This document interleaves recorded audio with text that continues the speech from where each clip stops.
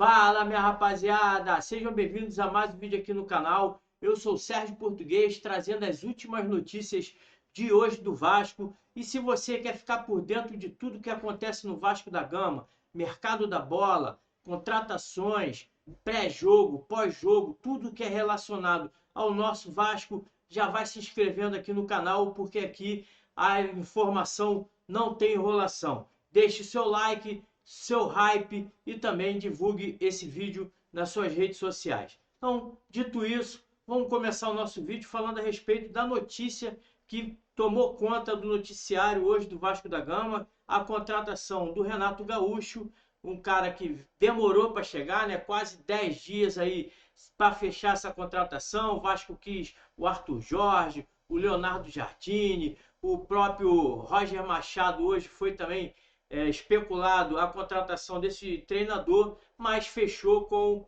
o nosso Renato Gaúcho. Então, vamos estar trazendo aqui nesse corte as informações lá do AV com o Emerson Rocha, hoje que está substituindo o Flávio Dias, que está de aniversário. Então, parabéns, Flávio Dias, muita felicidade e tudo de bom. Então, vamos ver o que o Emerson Rocha trouxe de noticiário sobre o Renato Gaúcho. Eu vou fazer o seguinte, vou parar tudo que eu estou fazendo aqui, tapete vermelho para o aniversariante do dia, que vai trazer todas as informações sobre essa contratação do Vasco. E a gente vai trazer detalhes importantes depois de trazer a notícia para você ligado aqui nesse AV-News. E quem traz os detalhes é ele, Flávio Dias, direto do seu aniversário, Happy Birthday to you, e ele vai trazer aqui também os detalhes e as informações. Fala, Flávio, boa noite, conta pra gente.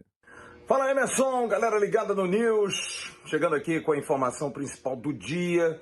O Vasco da Gama contrata Renato Gaúcho, Renato Portaluppi, 63 anos, como seu treinador. Uma negociação que não era prioritária, o Vasco queria sim Arthur Jorge, tinha interesse em trazer o técnico português, mas recebeu a negativa do empresário Hugo Cajuda, porque Arthur Jorge também não poderia sair facilmente do Catar. Não foi demitido, apesar da derrota do Rayan para o Garafa, ainda tem possibilidade de lograr êxito lá no mundo árabe e por isso o Vasco resolveu arrefecer a possibilidade, o interesse em contratá-lo.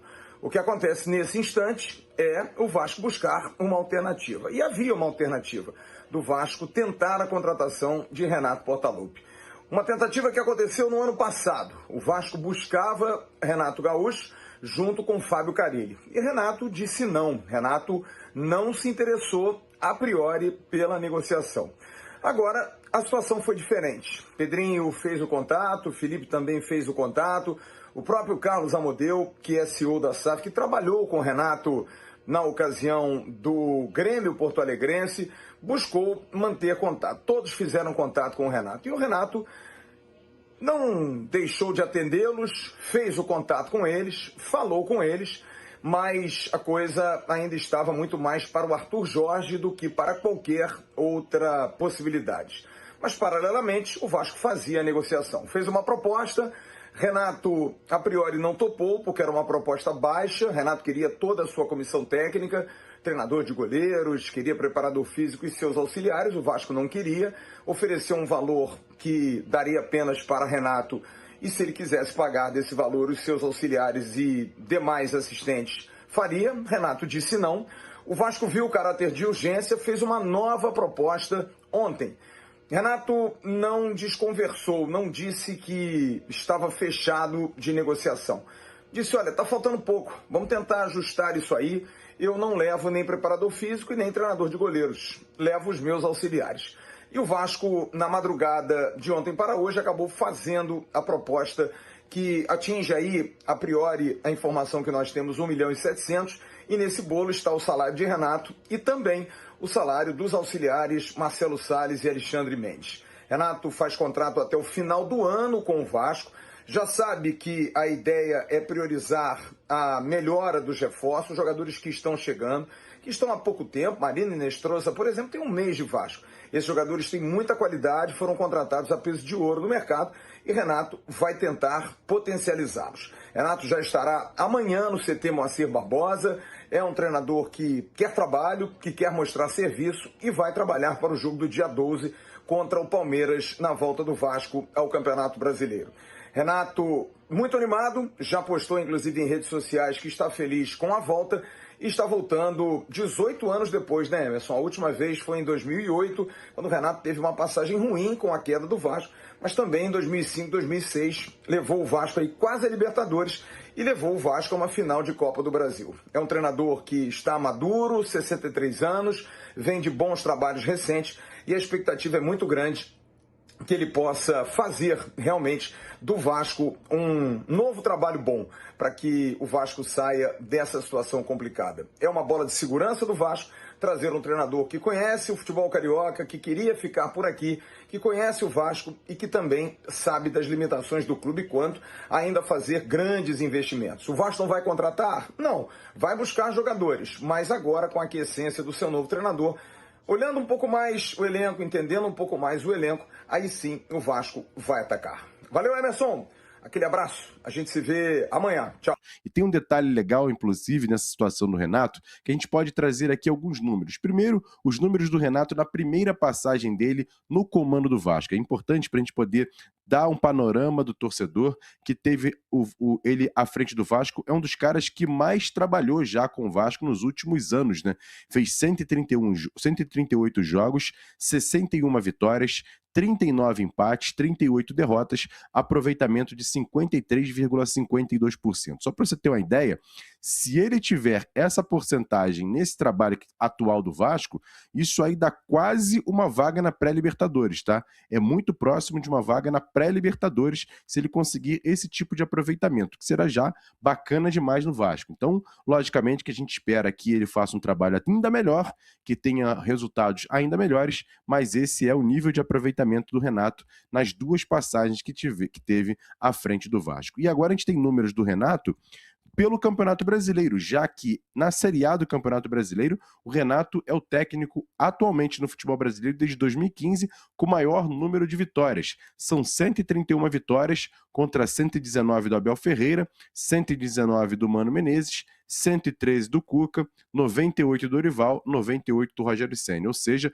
o Renato em brasileiros também tem números expressivos para um técnico que chega agora para tentar tirar o Vasco da última colocação do Campeonato Brasileiro. Eu queria saber agora o seguinte: por que Renato Gaúcho estava tanto tempo sem trabalhar, né? O último time dele foi o Fluminense, saiu em setembro, fez uma campanha, de certa maneira, boa no Fluminense, em termos de recuperação no Campeonato Brasileiro, na Sul-Americana, até mesmo no Mundial de Clubes, né? Onde foi semifinalista.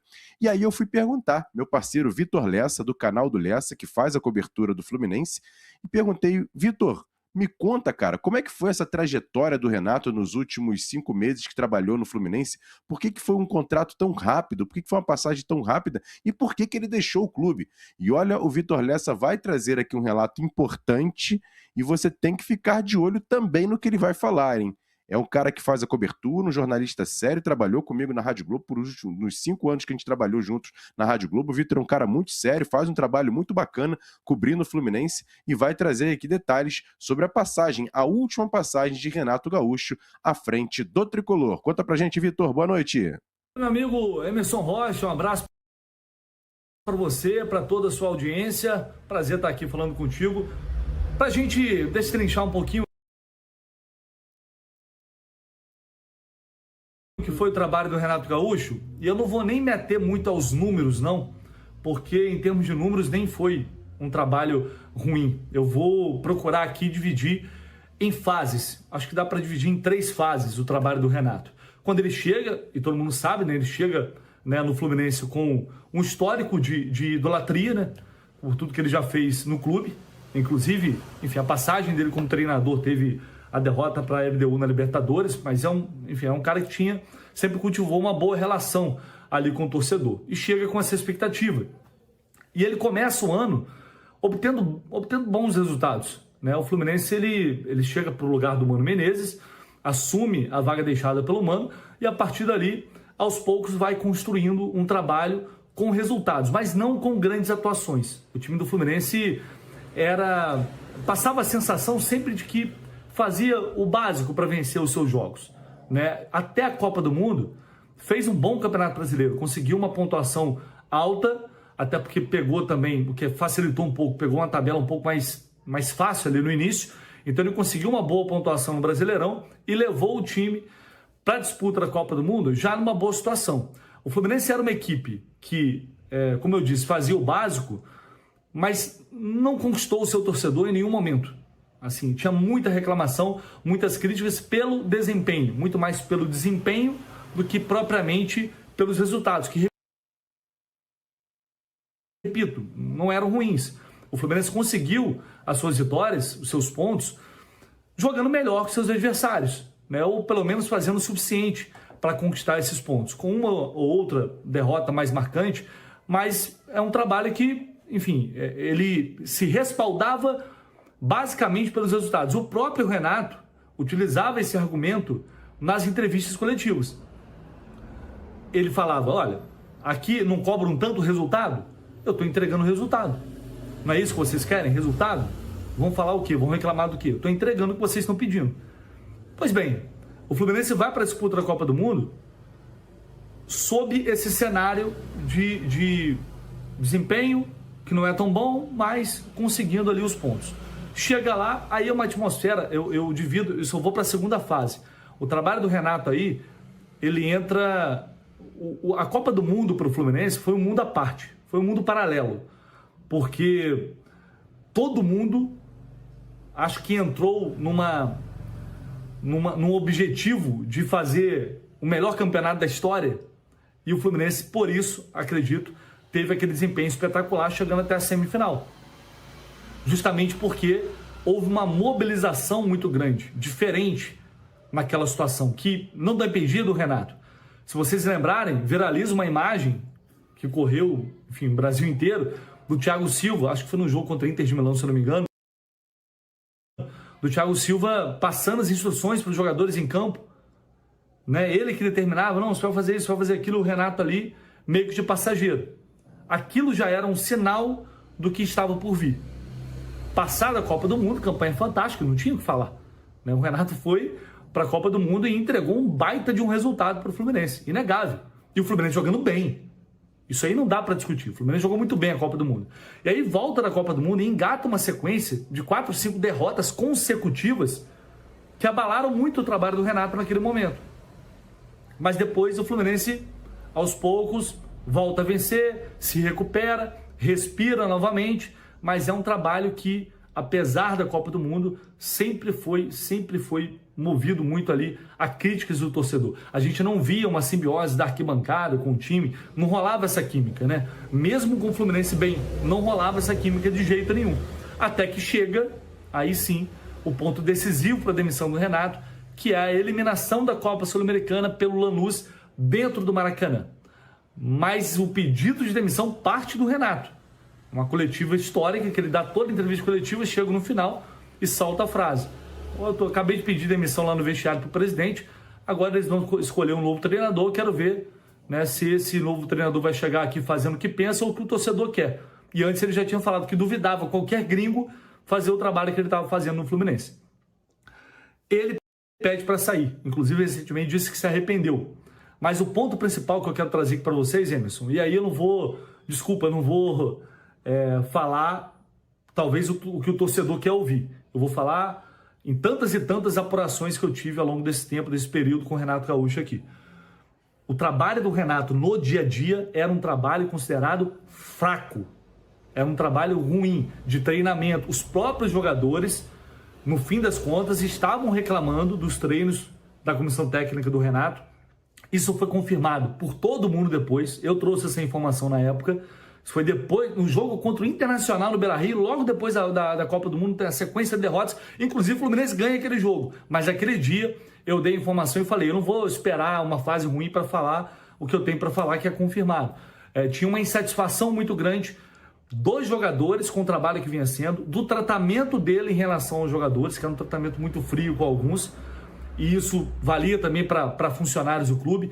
Enfim, internamente havia uma insatisfação geral com o trabalho do Renato. Isso era fato, tá? E isso foi gerando um desgaste, né? A gente sabe como funciona o futebol. Vai levando, até que uma hora não dá para suportar mais, né? Os próprios jogadores já foram se rebelando a ponto de dizer que muitas vezes dentro do vestiário os jogadores é que decidiam a estratégia para determinado jogo ou para determinada situação do jogo. Eram os jogadores que tomavam as rédeas, né, dentro do vestiário. Então o Renato sempre tem aquela pecha de que é um cara muito bom de grupo, de vestiário, e que, mas aí a parte tática, técnica fica com o Alexandre Mendes, ele não se mete tanto, mas as coisas funcionam assim. No Fluminense não foi bem isso. O vestiário do Fluminense não foi um bom vestiário com o Renato. Ele soube levar, ele vai levando, na boa, mas chegou uma hora que a insatisfação já era muito grande. E aí o pedido de demissão acabou partindo do próprio Renato Gaúcho. Pode ser que no Vasco seja diferente, né? Cada futebol vive de contextos, né? Cada clube tem o seu contexto, a sua história, os seus jogadores. No Fluminense foi isso. Um trabalho que teve resultados, teve uma baita campanha na Copa do Mundo, mas que no dia a dia ele foi muito contestado, teve muito desgaste e acabou terminando com aquele pedido de demissão do Renato daquele jeito, daquela forma, pulando fora do barco. Beleza, pessoal? Espero ter ajudado aí, tá? Qualquer dúvida a mais que vocês tiverem, estou à disposição. Tamo junto, valeu. Então, rapaziada, o que vocês acharam das notícias do Flávio Dias, né, nesse AV? Né, poucas informações, trouxe ali um apanhado, né, da cronologia da contratação do Renato Gaúcho, né? O Emerson Rocha trouxe um pouco mais de apuração, trouxe aí os números interessantes do Renato Gaúcho nas duas passagens que ele teve pelo Vasco. 2005, 2006 foi uma boa passagem, o Vasco chegou até a final da Copa do Brasil contra o Flamengo. Em 2008 não foi uma passagem tão boa, né? O Vasco acabou descendo, mas a torcida culpa muito o Renato Gaúcho por essa queda, mas temos que lembrar que ele chegou já no final do campeonato para tentar salvar, né, tirar o Vasco da zona do rebaixamento. Chegou juntamente até com o Pedrinho, né, que é o nosso presidente hoje. Não conseguiram salvar, o grupo estava muito rachado, Edmundo arrumando confusão com todo mundo, pegando no pé dos garotos da base, inclusive do próprio Souza, né? Então foi uma questão que o Renato Gaúcho foi o menos culpado nesse rebaixamento, mas a torcida pega no pé do Renato por causa desse rebaixamento. O Emerson Rocha trouxe esses números: 138 jogos, 61 vitórias, 39 empates, 38 derrotas, 53,6% de aproveitamento, um bom aproveitamento. Ele que é o recordista em número de vitórias no Campeonato Brasileiro, são 131 vitórias, bem na frente do Abel Ferreira, que é o técnico sensação do ano aí, os 5, 6 anos já no Palmeiras conquistando tudo. Então é uma boa vantagem em cima do Abel, que tem 119, são 12 vitórias a mais, mas o Renato Gaúcho tem um pouco mais de jogos no campeonato. Gostou do vídeo? Dá uma moral, se inscreve aqui no canal, aperta o sininho de notificações para poder receber os nossos vídeos futuros. Deixa aqui o like para poder divulgar o nosso vídeo e amanhã a gente volta aí com a apresentação, quem sabe, do Renato Gaúcho, porque o homem já quer trabalhar amanhã. Quarta-feira que vem temos aí o jogo contra o Palmeiras no retorno do Campeonato Brasileiro. Um grande abraço a todos, saudações vascaína. Fui!